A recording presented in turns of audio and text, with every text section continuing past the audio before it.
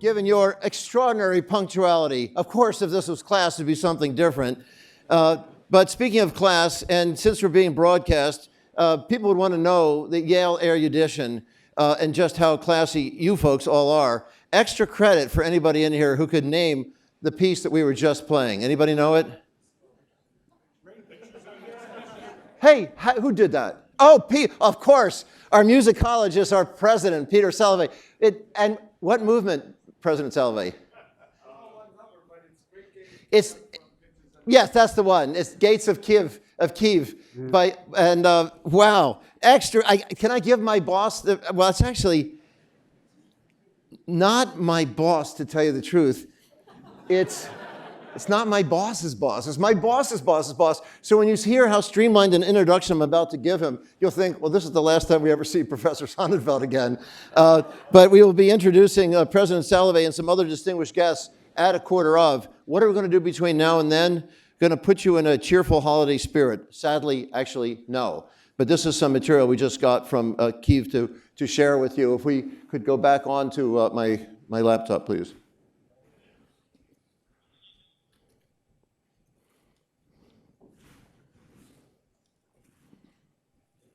And if we could just have some sound. The sounds, of course, I'm the one who has the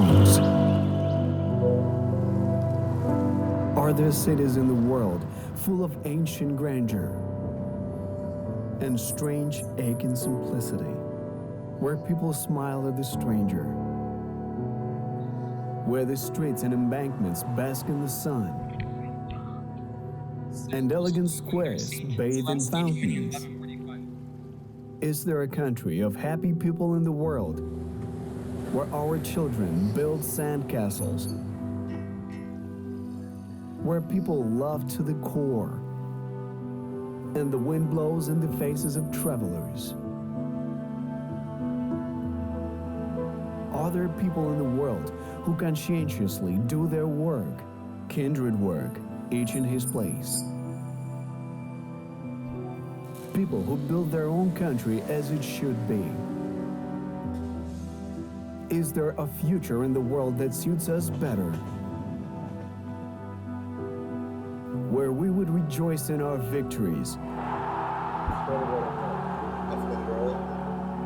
grow in the faith of our ancestors,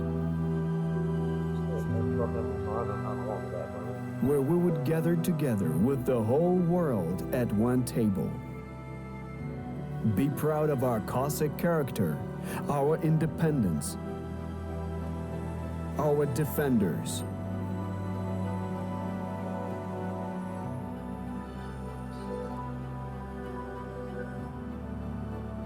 Where we would look to the sky, looking for our dream there. Is there such a word in the world to describe all this? Yes, there is. And this word is Ukraine.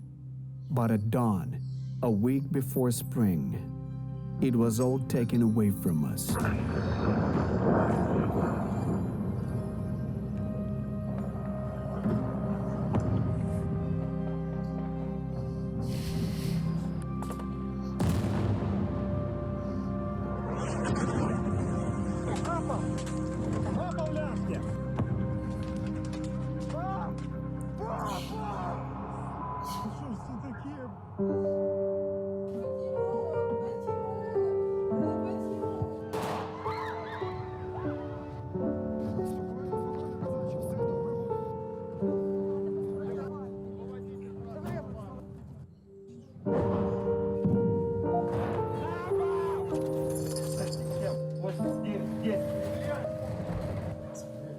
Good.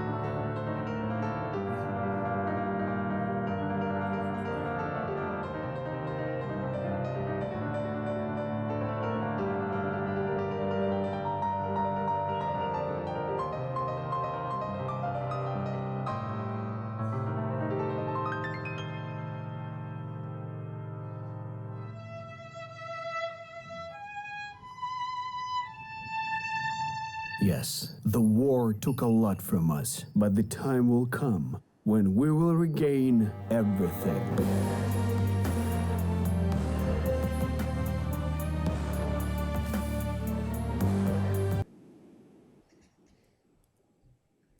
Thank you. I doubt that there are many dry eyes in the room.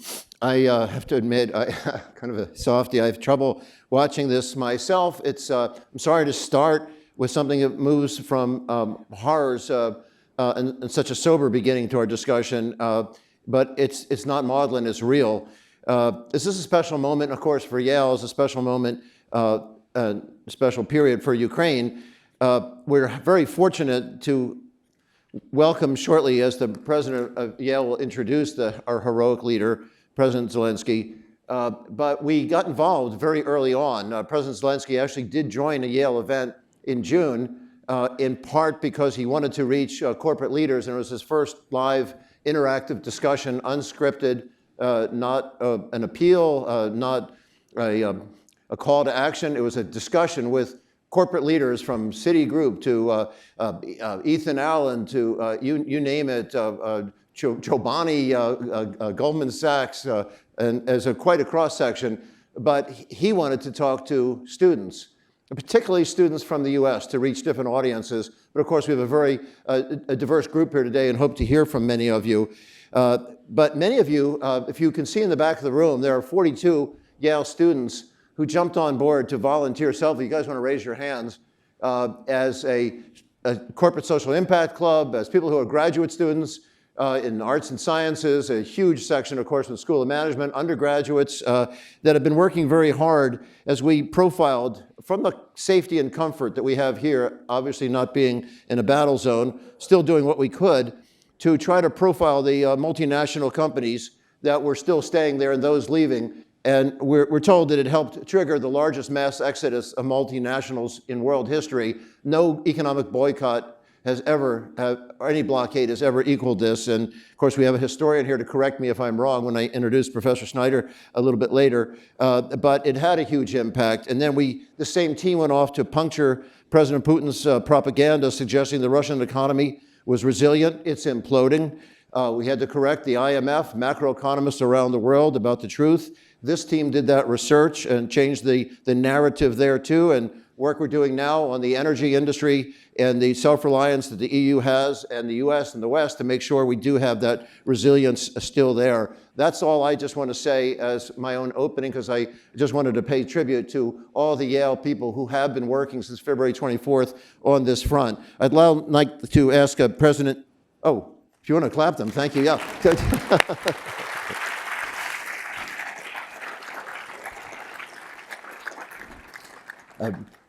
Kayla Tausche from CNBC would say never trip over an applause line. I'm so sorry. Peter Salovey, the 23rd president of Yale. Peter, if you please come on up and join us. President Salovey.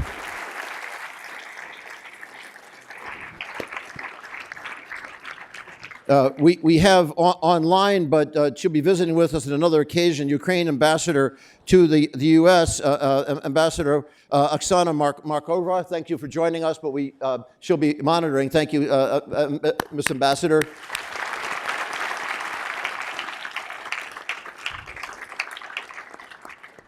We have Senator Richard Blumenthal, the senior senator from Connecticut, a former attorney general in Connecticut, who is on the Senate Armed Services Committee. I think if we could beam him in, if that's possible, we'll see if the connections work here.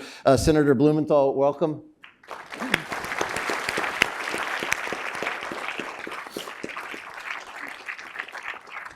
I guess we'll have to, oh, there he is. Oh, and Senator Graham, wonderful, Senator Lindsey Graham, the senior senator from South Carolina, who Senator Graham and Senator Blumenthal have been leaders on the issues that we're wrestling with this in the next hour.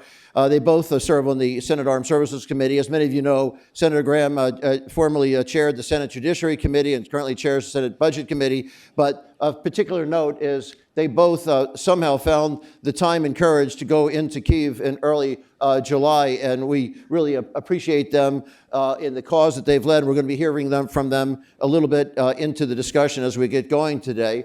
And then Kayla Tausche. Kayla, welcome so much. Thank you for joining us. Thank you. Kayla from CNBC, who is the senior White House correspondent from CNBC, and then my great colleague who's joined me in many issues on the frontiers of the battles for democracy, as we're all in his shadows, is our leading authority on autocracy, democracy, Central Eastern Europe, but the world in general, Professor Tim Snyder, the Richard Levin Professor of History.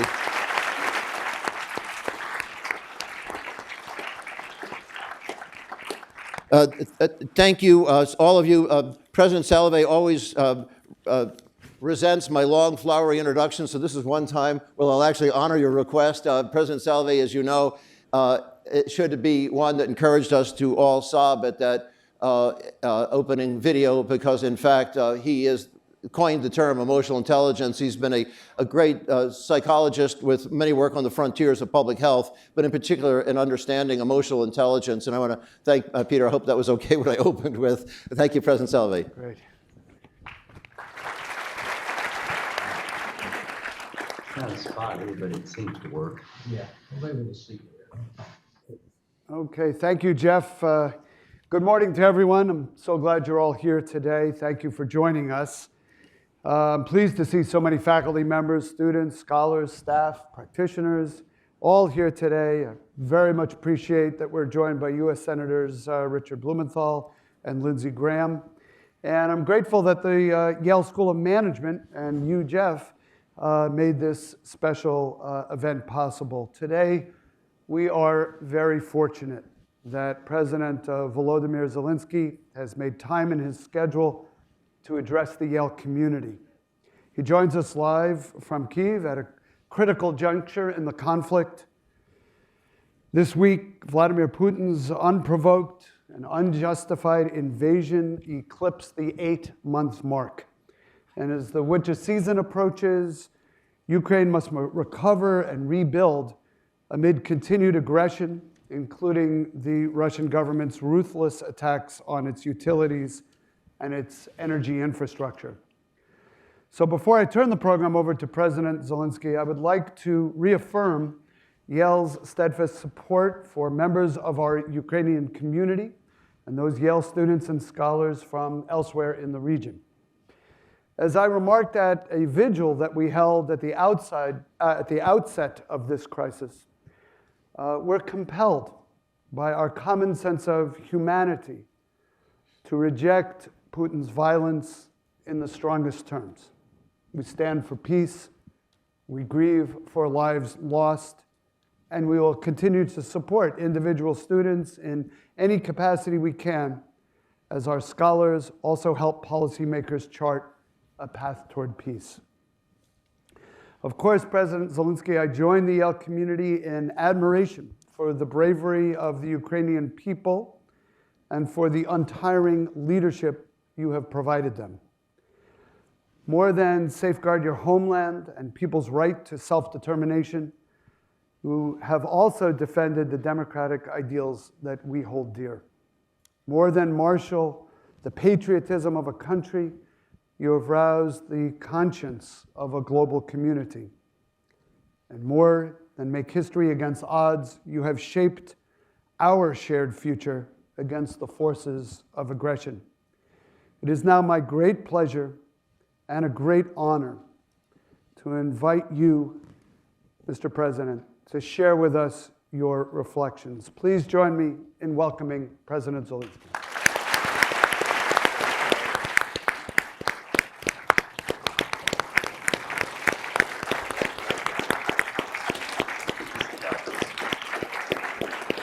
Thank you so much.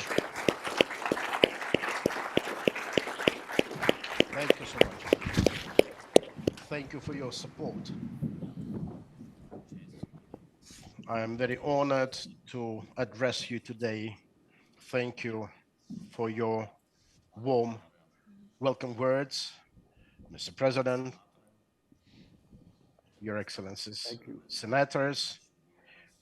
We do know you. Thank you for supporting us. I'd like to thank all the professorial community, studentship at the university. So, dear friends, I'm glad to welcome you. Thank you for your interest in and attention to Ukraine. I watched the video, a nice one, made wholeheartedly about Ukraine. Quite a tragic one, beautiful yet tragic, but you saw it yourselves. No more comments. How to assess it? What are the details about? I think it will be possible for us during the Q&A session. I will also offer you a short video later on. Uh, so really, we are going to have Q&A session later on. So I will try not to spend much of your time in order for as many of you as possible to express your thoughts. I think all of you know what is happening in Ukraine. You know of the cruel war that Russia is waging against us. Harsh and violent. And actually, thanks to the fact that your university has Professor Timothy Snyder working with you, a prominent personality, a prominent historian, I think you can easily know all the details of why Russia has been acting the way it has been and why did they start exactly from Ukraine. I will explain the situation in general. For Russia, this is war not just to grab our land, not just to destroy our statehood, not just to spread the imperial influence. Well, there's something more to it. With its terror, Russia tries to destroy something that has always been reborn in our people, in spite of all the wars we had, in spite of all the invaders that entered the land of ours, even in spite of this Kremlin inspired genocide policy against the Ukrainians that the 20th century saw. One of its topmost manifestations was Holodomor, an artificial famine launched against the people.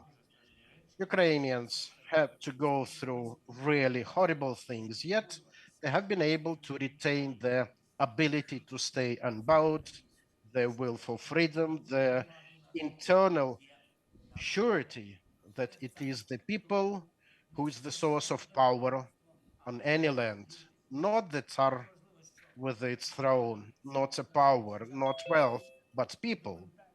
And it's very important that Ukraine has the potential to defend this fundamental democratic spirit, not just for itself, but also for other people in our part of the world. This is where the real front line is, not just for Ukraine. The Tsar thrown against the will for freedom, the army of those who've been devoid of freedom since the time this current government went to power in Russia, against the defensive forces of those who surely know that freedom makes everyone strong. We are really different on the battlefield in Ukraine now. Every Ukrainian military, every Ukrainian military unit has guardian angels in the rear, people able to help with anything our servicemen might need. This is a constant direct link between the defense forces and the society. Can you see something like that in Russia? No, nothing like that. That direct link goes probably just through the televised propaganda of hatred. Meanwhile, our field commanders are completely free to make their own decisions during holding these military operations. They use this freedom deciding how to act in the most efficient way at any given moment. Meanwhile, Russian commanders are trembling in expectation of the orders from the top. And sometimes they spend months trying to comply with knowingly hopeless orders, sending their own people as cannon fodder to imminent deaths. After our defense forces liberate territories, the area sees mine clearing personnel, has repairmen, has other personnel that become busy trying to bring normal life to people. Meanwhile, the Russian flag they tried to instill on temporarily occupied territories was only the symbol of mass graves, torture houses, deportations, filtration camps, and total disrepair. You can just imagine that Russian invaders are taking Ukrainian books out of libraries to destroy them. They destroy everything that even remotely reminds about Ukraine.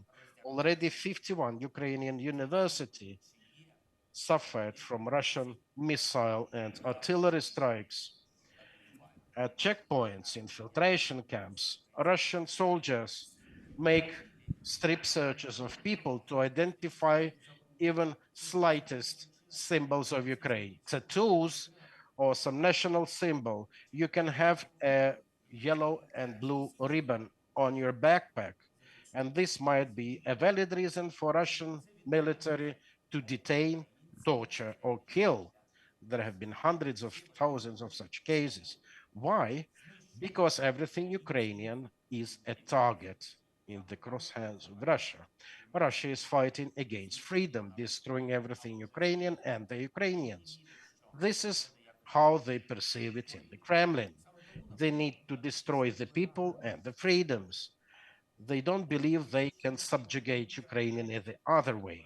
This is why they addressed Iran, asking for weapons, asking for those killer drones and missiles, because Russia has not enough terror means. And you can see where these Iranian drones are aimed at. These drones are aimed against power plants, boiler plants, transport means, even residential houses. They want to destroy everything Ukrainian, everything, every manifestation of Ukrainianship.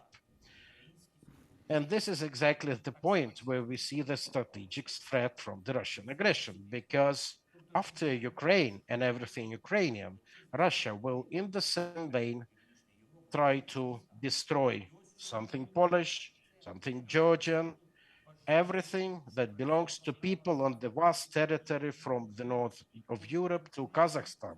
This is why we say that it is important for the whole of the world to see that Russia loses this time in this war in Ukraine. When we gain victory for ourselves, we will gain it also for other people, for those whose freedoms are potentially under threat. And let me just show you a little video to better understand my words.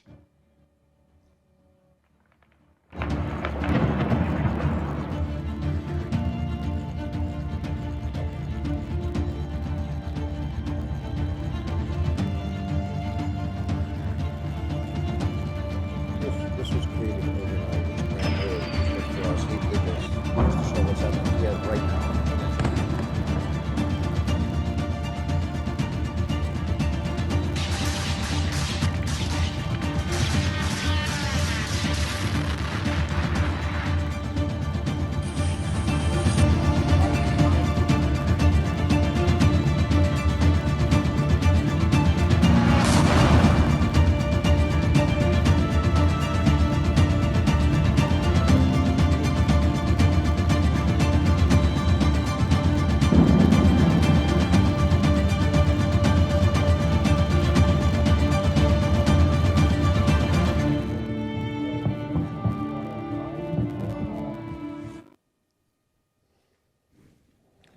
Відео того, від чого ми врятуємо. This was the video to show what we are going to spare Ukraine and our part of the world when we get rid of Russian invaders. And we do hope for our security guarantee for all of us.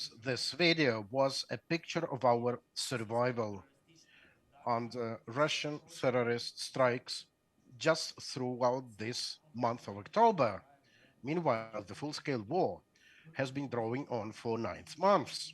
Dear friends, on behalf of the Ukrainian people, I'd like to thank your people for the support you've been providing our defense forces with. I'd like to thank your leaders, President Biden,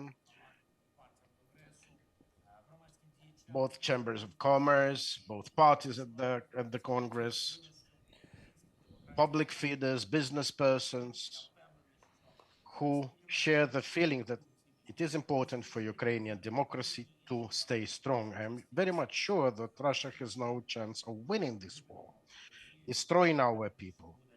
But the sooner we stop Russia, the better and the stronger will be our cooperation. The more threats from Russia we have, the more our and the deeper our interaction should be. The more escalation steps Russia commits, the more we will have to do our steps in response to defend our freedoms and our people. We should not step back. We should not put something on hold. We should not give Russia even the smallest hope that its terror can work. It is exactly right now in Ukraine where it is decided whether our part of the world will remain free and democratic. And this will ultimately identify the global fate of the democracy. It is for us to decide the future of the free world, not for Russia. Glory to Ukraine. Thank you for your attention.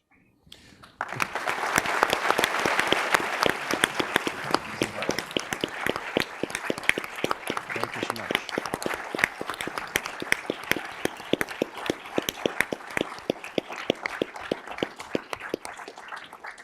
Mr. President, before we go to the students and the senators for some questions, we were going to give Kayla Tausche of CNBC the opening question. And Kayla, I just wanted to mention to you, coming from the world of video production, that was just created overnight for this event. It's a unique video. Nobody on the planet has seen what you just saw before. That's the situation now in Kyiv, and it's very, very powerful and distressing. But sorry for the interruption, Kayla. Thank you, Jeff, and thank you to the leadership at Yale for having me, for the esteemed diplomats and lawmakers who are joining us, and especially to President Zelenskyy for allowing me to be here to ask you these questions. I'll start with an impassioned plea that you made to the leaders of the G7 countries back in June to end the war by the winter. The winter is now approaching, and as the war goes on, everyone from progressive Democrats here in the US to public figures like Elon Musk have made their own suggestions about how the war should end. At this point, will the war end with a battle or a negotiation, and when? Thank you. Negotiation after a battle.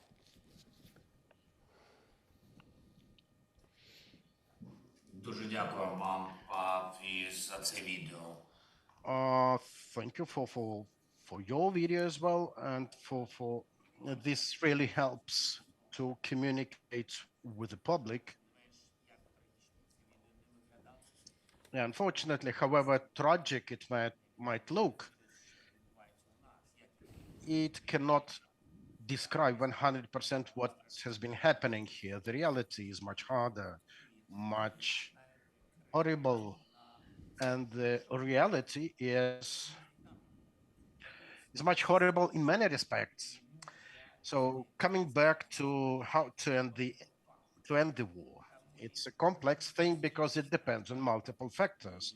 We've shown our resilience as the people. We continue. We are motivated by being the Ukrainians, by being the citizens of this country, from different walks of life, from different nationalities, but we are motivated with what we have, and we defend what we have.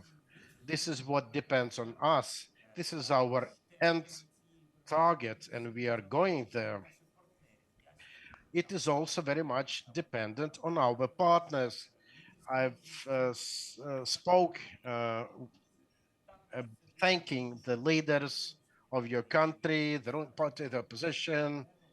I'd like to take the chance to also thank your colleagues, the journalists, those who have been communicating the stories and making sure that the public, the society, does not forget about the war. This really translates into support which needs to be. It is also depending on the public in the Russian Federation. And for this, a powerful sanction-based pressure should be exerted on Russia for them in Russia also to understand that they also are responsible for the political choice of the political leaders who decided to bring terror to the land of my country. So many factors are at play, and this all is united in just one principle, the principle of willingness. Willingness, when we all will be willing to end the war, it will end, and it will end soon, probably. It all depends on how willing we are, on our inner motivation. Now, all of us are the Ukrainians because it is the Ukrainians who are fighting for the values in Europe, in the US, in Asia, in Africa, everywhere. In every country that deems itself a civilized country, a civilized society, a civilized democracy. So this depends on our joint will.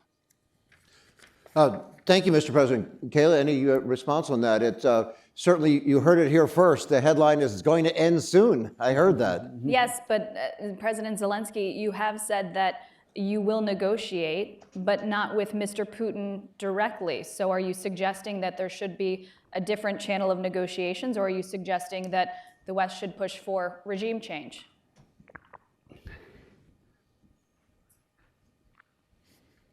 Знаєте, мені в цілому вже складно сказати, хто такий. You know, it is increasingly challenging for me to tell who or what is President Putin. It's a good. Now it looks like this is like a bunch of individuals under the brand of Putin That's true, actually. who pursue aggressive steps.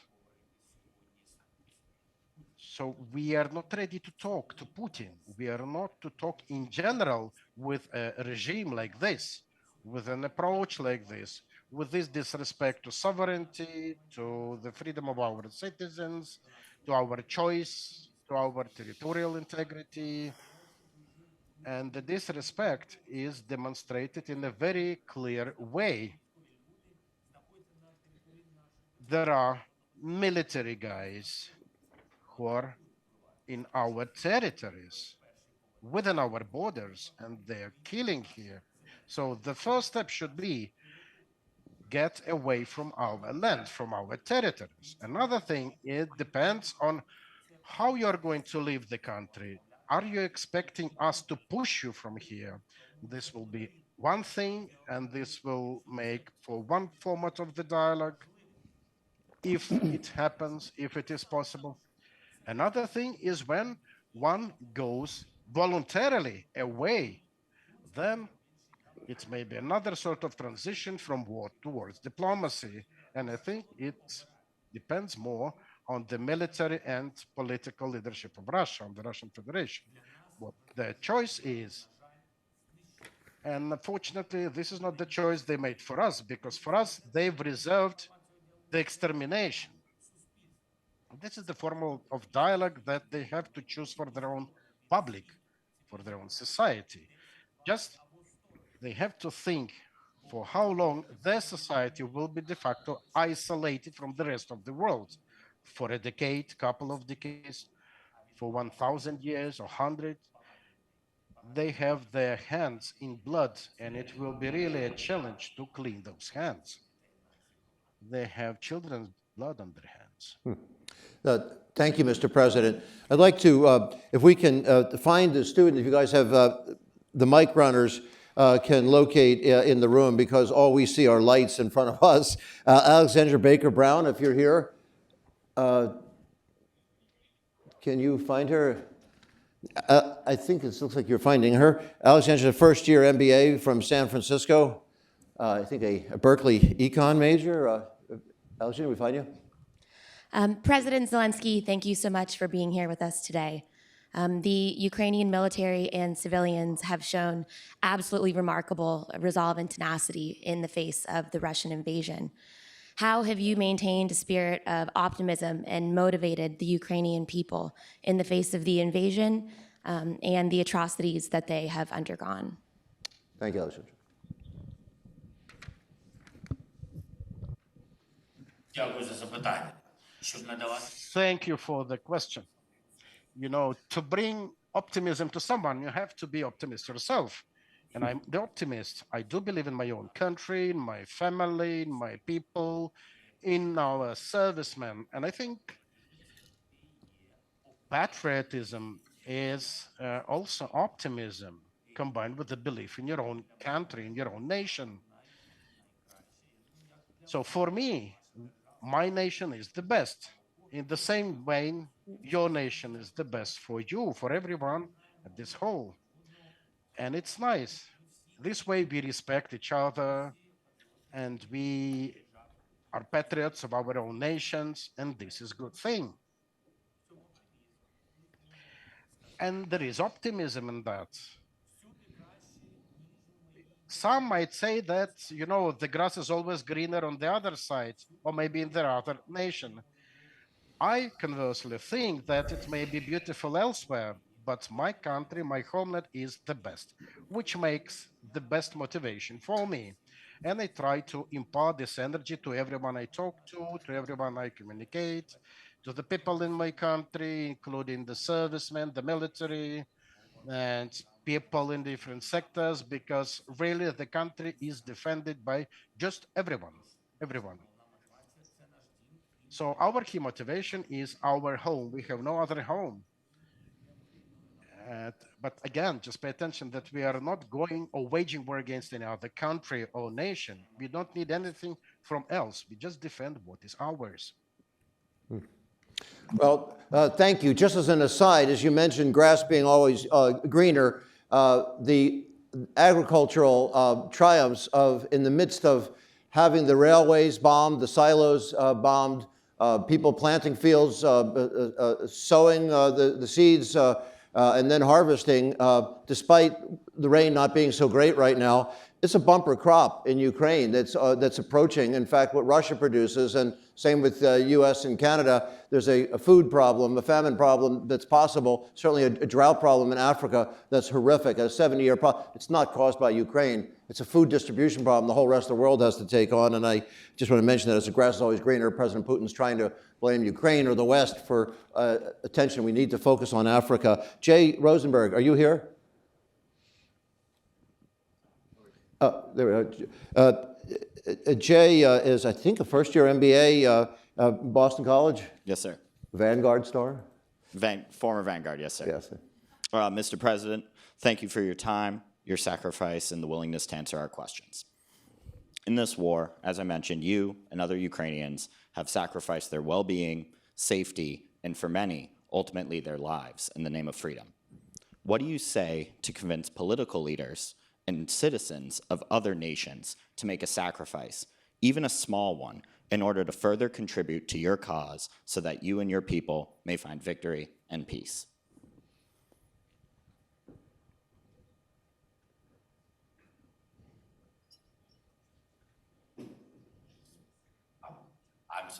I'm so sorry. I think I didn't have correct translation. And can I just, I think I don't hear in English. Do you want to just ask it Can again? you just repeat? Maybe Yes, I sir. don't have. You and your citizens have made... Could you ask it in Ukrainian? What did you see? I don't. Yeah. No, it was a joke, sorry. Bad You joke. and your citizens have made a significant sacrifice. And I ask you, what do you say to convince political leaders and citizens of other nations to make a sacrifice, even a small one, in order to further contribute to your cause and the cause of the Ukrainian people so that you may find victory and peace? You did better the second time. Thank you.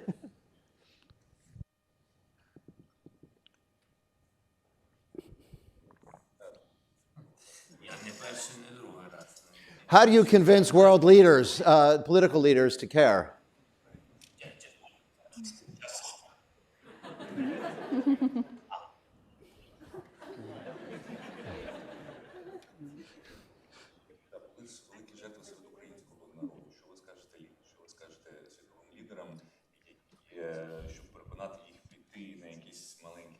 Translator. Дякую за запитання чи за два запитання або навіть. Thank you for the question.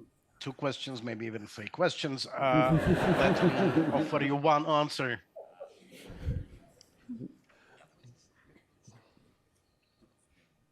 I want you to understand it real clear. I don't think that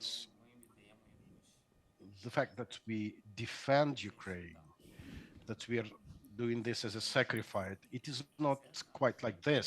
This is not a sacrifice. This is our responsibility because we really love our country.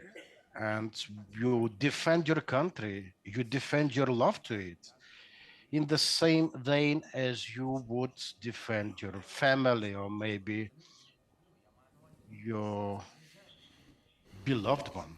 So this is not a sacrifice when you have to defend something or somebody you can't live without. So we are not sacrificing anything. We are just defending what we love. As regards leaders that I'm convincing, now the story looks a bit different. Now we do sacrifice our lives for the life of other nations. We do respect them, but we love our own nation. And other leaders have to understand when we are no longer able to stand in defense, the enemy will go to their land, to their nation, and it will be them who will have to spend their lives defending what is dear to them. So from their side, it is not a sacrifice either. It's the assistance for us to keep the peace for them, for other nations. If my understanding of your question was correct. Sorry if I answered another question. Thank you. I think that was an excellent explanation as we understood the question. Ling Jiaozhu is Ling Jiaozhu. You can find there we are right here. Second year MBA. Hello. Thank you, President Zelenskyy. It's very nice to meet you on Zoom. My name is Ling Xiaoxu. I'm a second year student at SOM. So my question is, what is your opinion of Chinese leader Xi's third term and the political impact of CCP to Ukraine people, ceasefire, and the rebuilding of Ukraine? Thank you.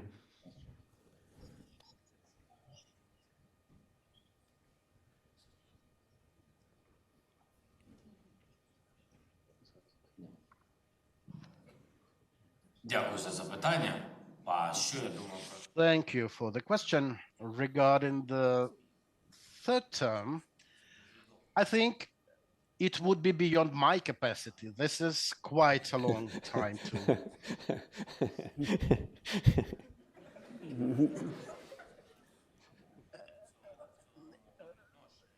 As regards just my attitude, if you will, I mentioned it once. I would really like to see that Chinese society, Chinese public, and Chinese government support the Ukrainian country. We have a history of positive, in-depth relations, also economic ones.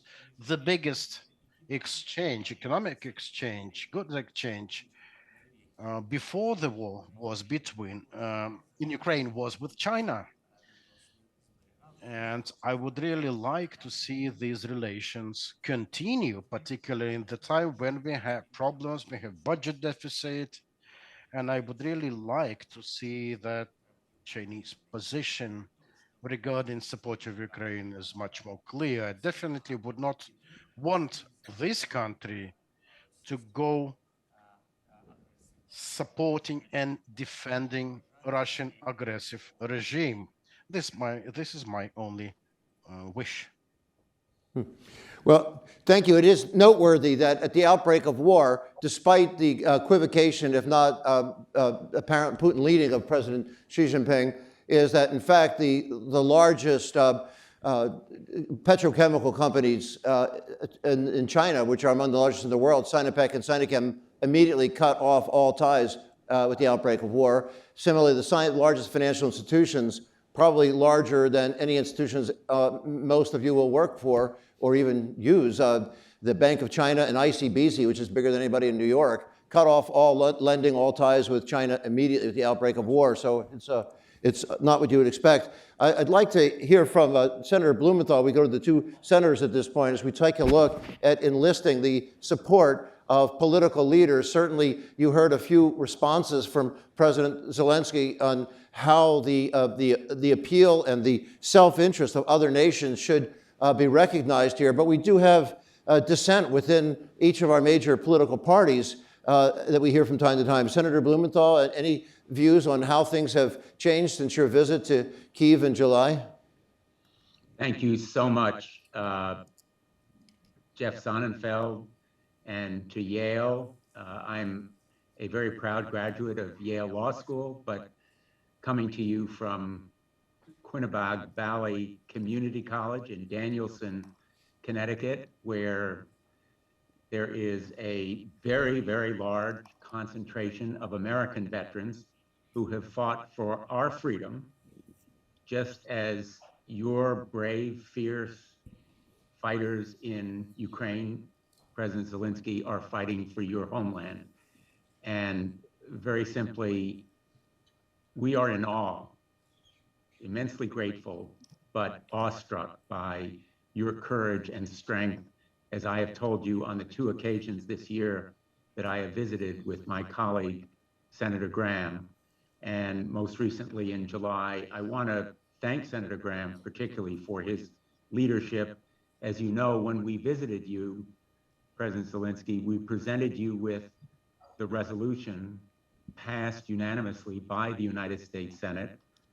Senator Graham and I led it to declare Russia a state sponsor of terrorism, which would mean, if the administration follows it, that Russia would be one of the pariah states, a handful of states like North Korea and Syria, who are sanctioned, they are vulnerable to action in our courts, and it would be a real marker, and that's why we are working so hard to support you, because you are at the tip of the spear. You are defending our national security, because we know that Putin will keep going. He will continue to threaten NATO if he is permitted to conquer Ukraine.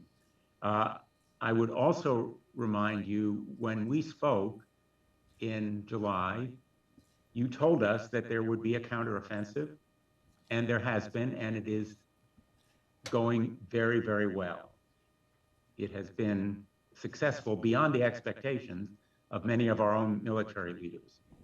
And you predicted also that you would need air defense in your country, because Putin would bomb, he would attack by drones your civilian facilities, schools, hospitals, power plants. And that is exactly what he is doing now, trying to, in effect, bloody the people of Ukraine, destroy its infrastructure, and thereby undermine its morale. And just yesterday, his speech was designed to divide our own nation. But let me tell you, President Zelenskyy, that in my view, and I think there's bipartisan support for this idea, there should be no negotiations without you and the people of Ukraine. You should be the one to decide when, whether, and where there can be negotiations. We should not pull back at this point. We should not be talking about diminishing our support. We should be redoubling our support, particularly when it comes to air defenses, so that your people are protected against this genocidal attack. When Senator Graham and I visited, we went to the mass graves in Bucha, and as heartrending and gut-wrenching as that video was, I will tell you, even more so were our visits to Bucha and the towns around Kyiv, and now we are uncovering more atrocities. Putin is a thug, he's a war criminal, he's committing genocide, and we must bring him to justice.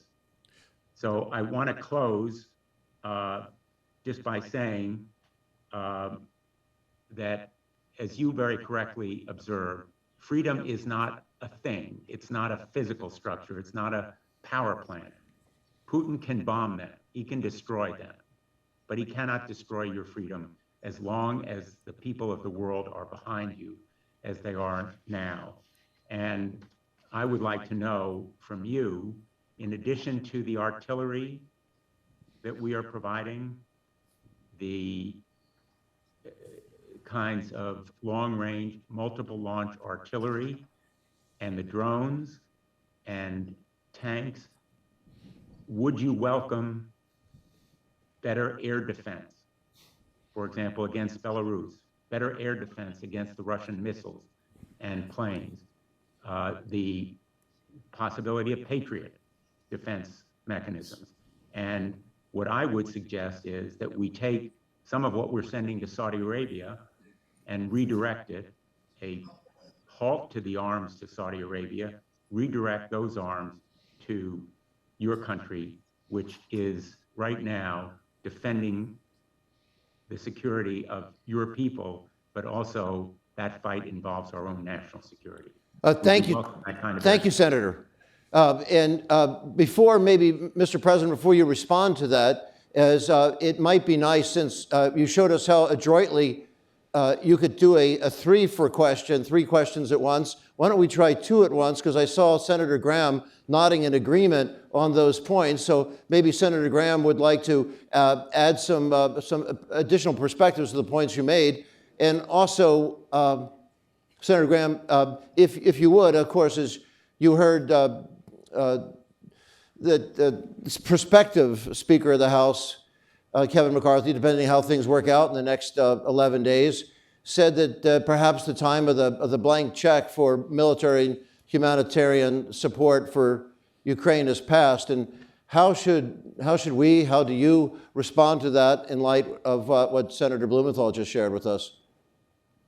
Well, number one, thank you for having me. This is probably as close as I'll ever get to attending Yale. The reason I didn't go is you wouldn't let me in.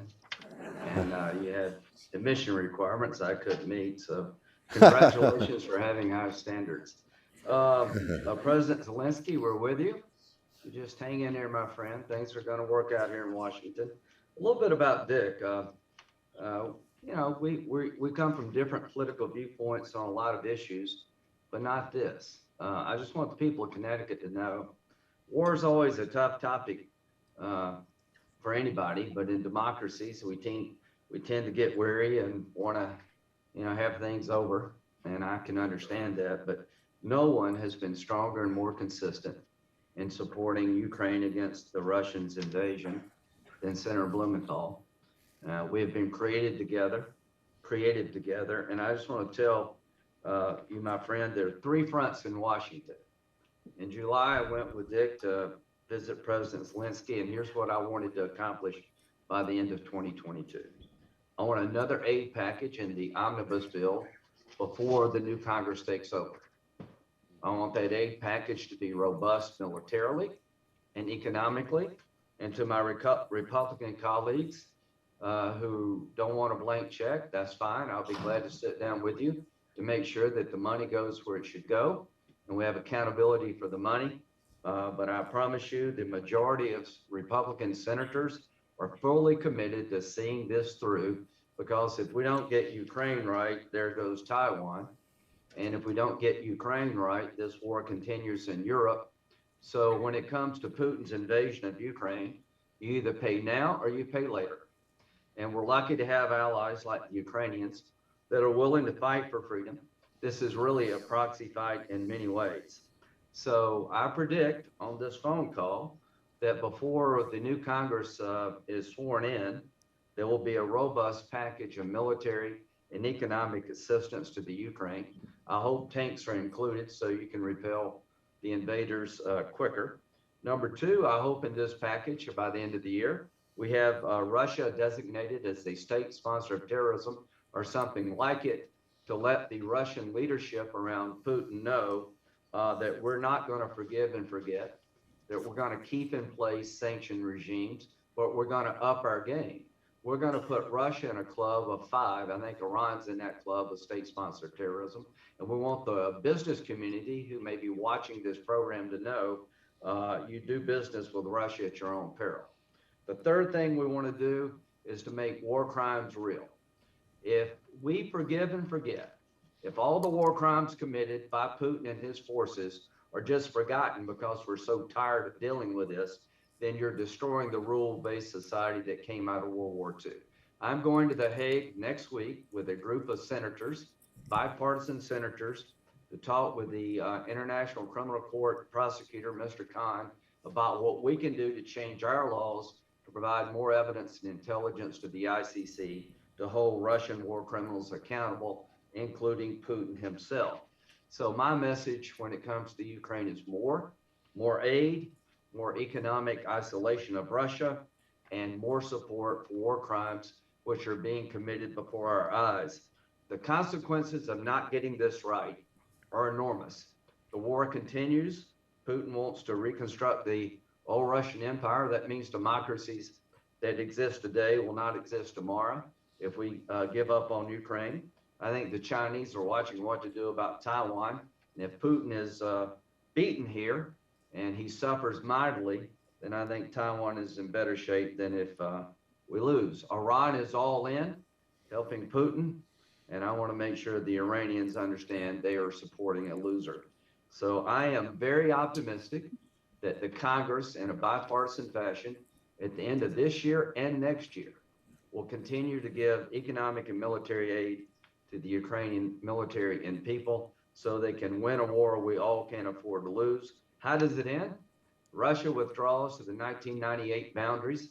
The Budapest Memorandum signed by Russia and Ukraine in 1998 was based on Ukraine giving up the third largest nuclear force in the world for a guarantee of their sovereignty by Russia, and we and others signed that agreement.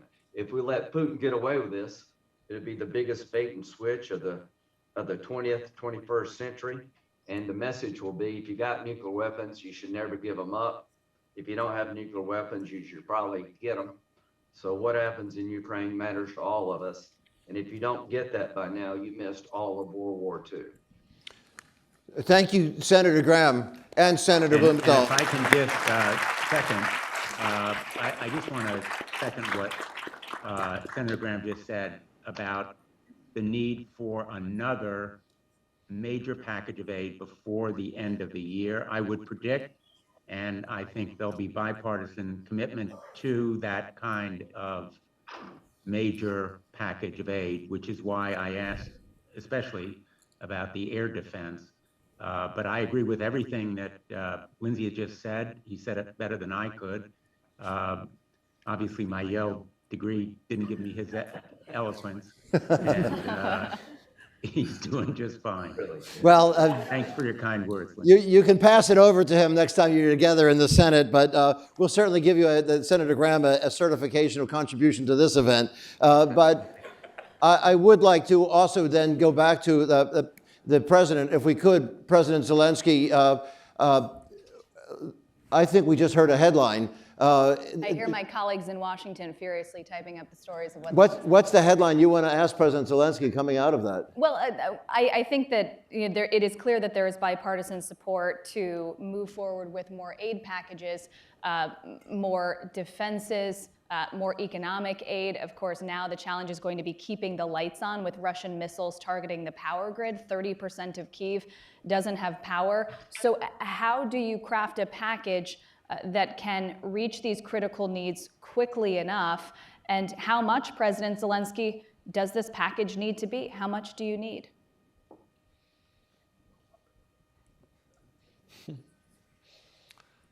I think he's doing the arithmetic right now.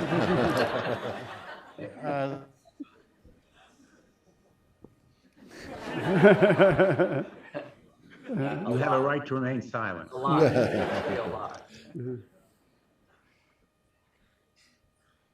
Я не рахую чужі гроші, так що No, I'm not counting. Particularly, it's not our money. But first of all,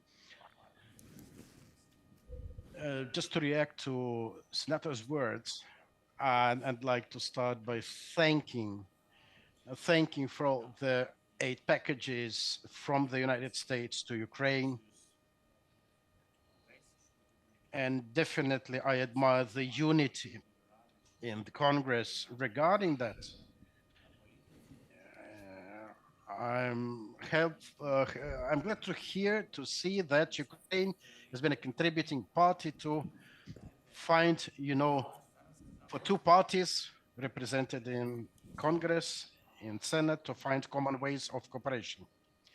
But, going back to recent strikes, the key strikes of late, they were really about the energy infrastructure in Ukraine, and to be more exact, up to 40% of power-related infrastructure has been affected.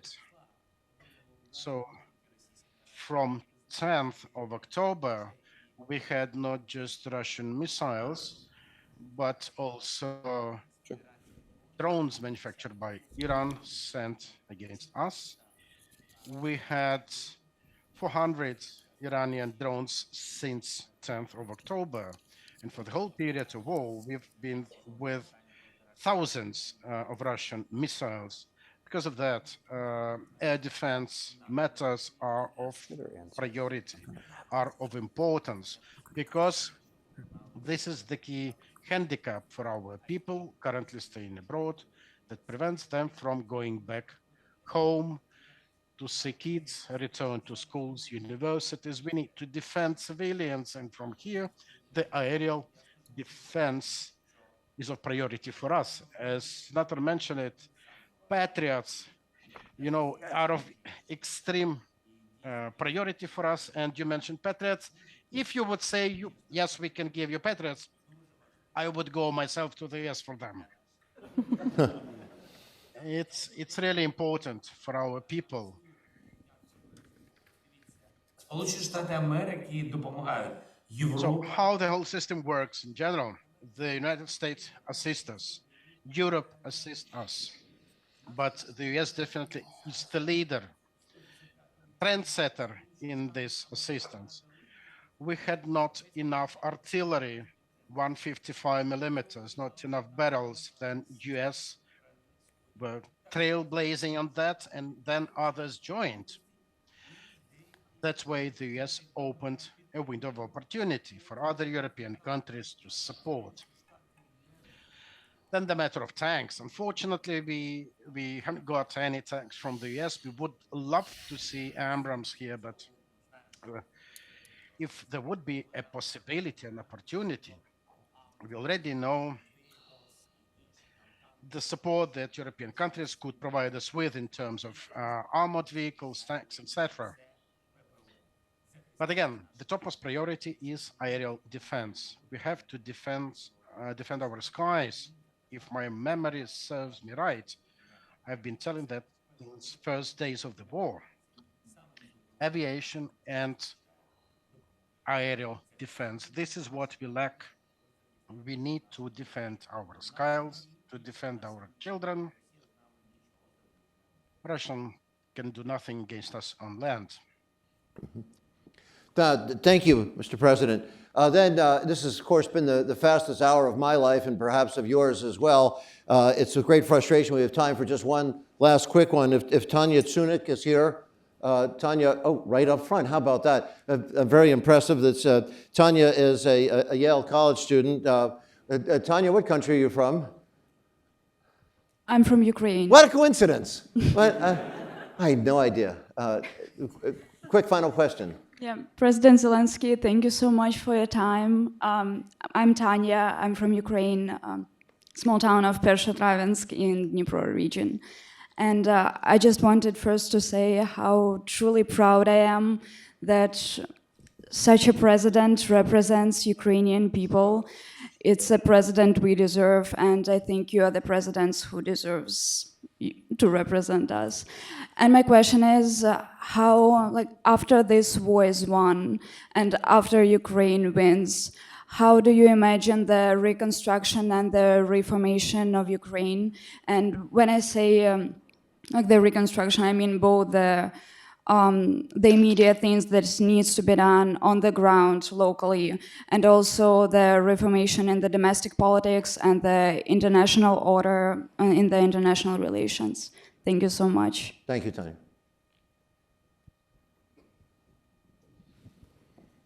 Дуже дякую за запитання. Thank you for your question.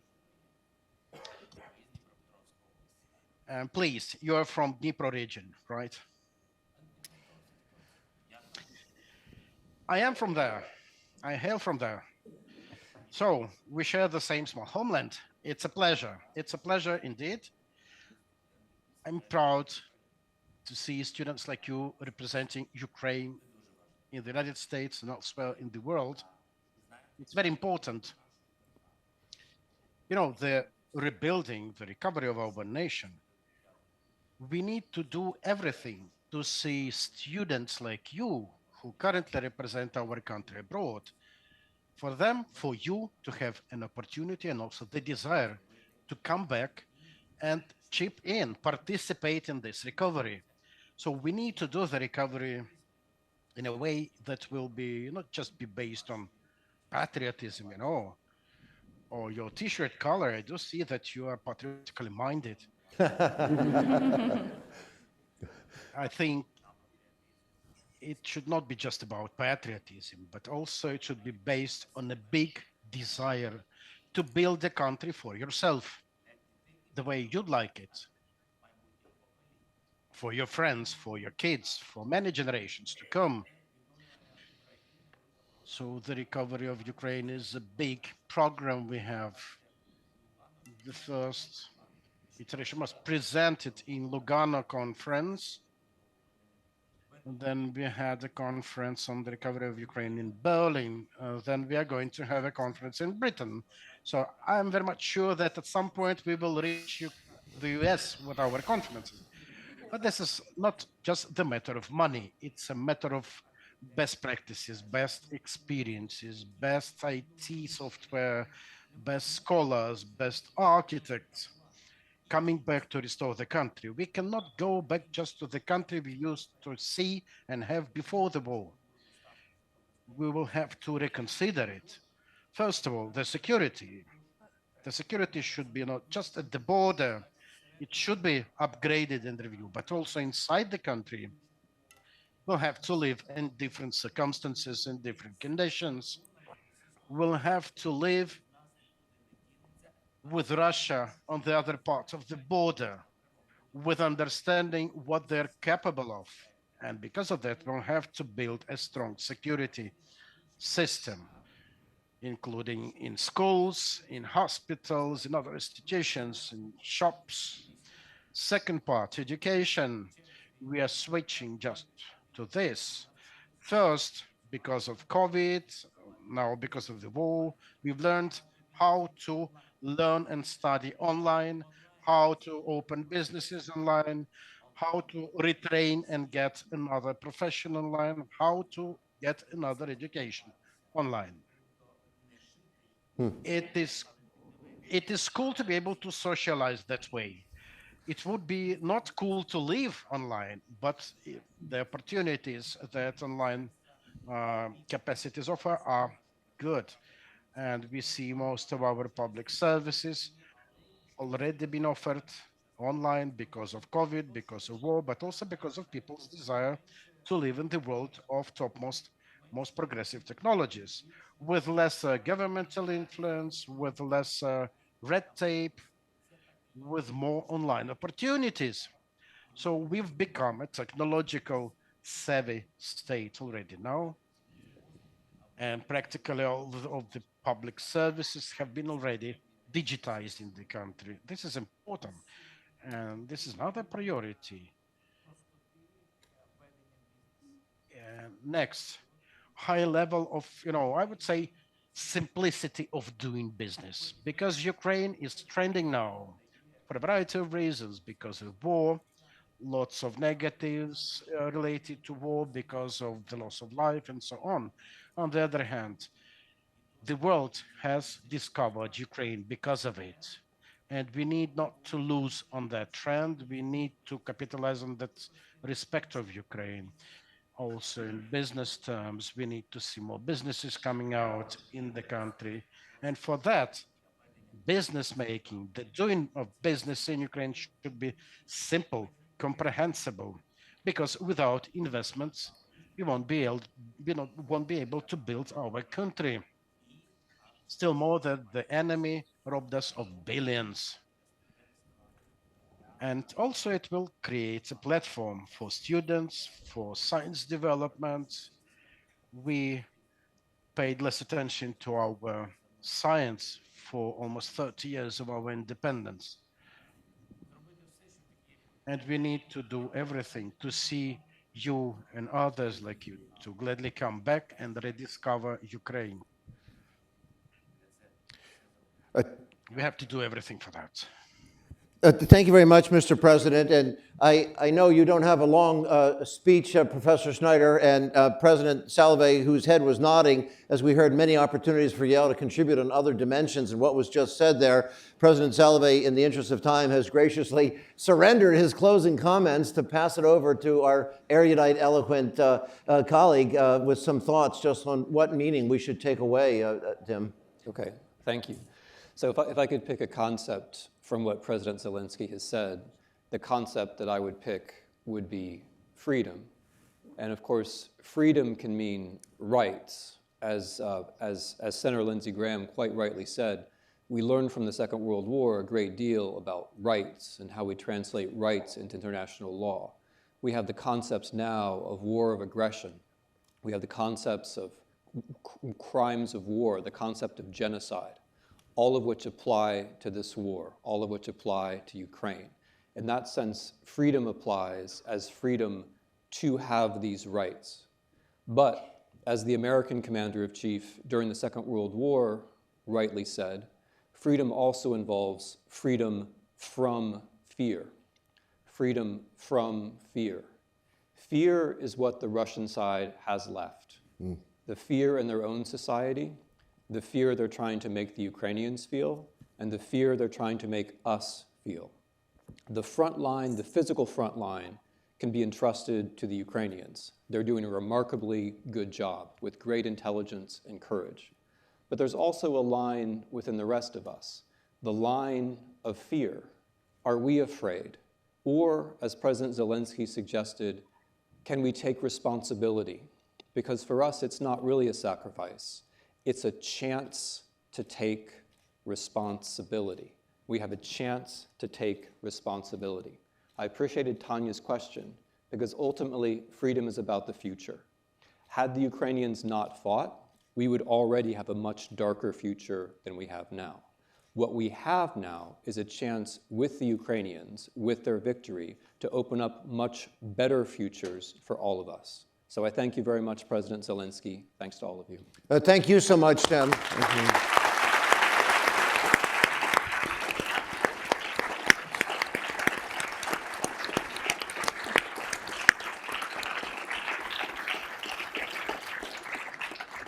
The sculpture you may have noticed there on the podium is actually not sculpture. It is a mortar shell targeted for the president, his friends, family, and fellow country people. It's just an example, and a Ukrainian friend painted it up with the patriotic colors and gave it to me. But that's, as you saw in those videos, a reminder of everyday life right now. I want to thank the inspiring words, of course, of the senators with their distinction and their courage in leading us through this difficult situation from the U.S. side. I want to thank Kayla for the time you spent with us and the sharpness of your questions, and I thought you elicited some great breakthroughs as well as some headlines along the way. President Salve, thank you so much for framing the issues right up front and for the warm welcome to us all. And in case anybody missed what we should have learned, I want to thank the professor for underscoring the lesson so we don't have to study. Our homework was just done for us as you put it all together. But there's, of course, one more person to thank, and that is if you had the time and you ever wanted to hear the most amazing, beautiful leadership tribute you'll ever hear, a non-leadership scholar, but a historian, is when we gave an award, our Legend in Leadership, to President Zelenskyy. It was Professor Snyder's description and definition of what leadership is what you just saw and heard right there. And I want to thank President Zelenskyy for his time, for his leadership, and I apologize to all of you that, unlike in the broadcast media world, I've run way over, but you're all just way too good. Thank you so much, all of you. Great job. Thank you so much.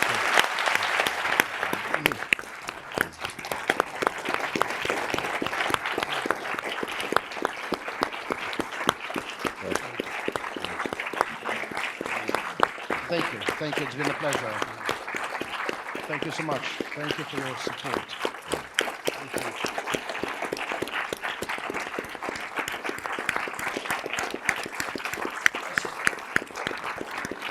Good luck to everyone. Thank you.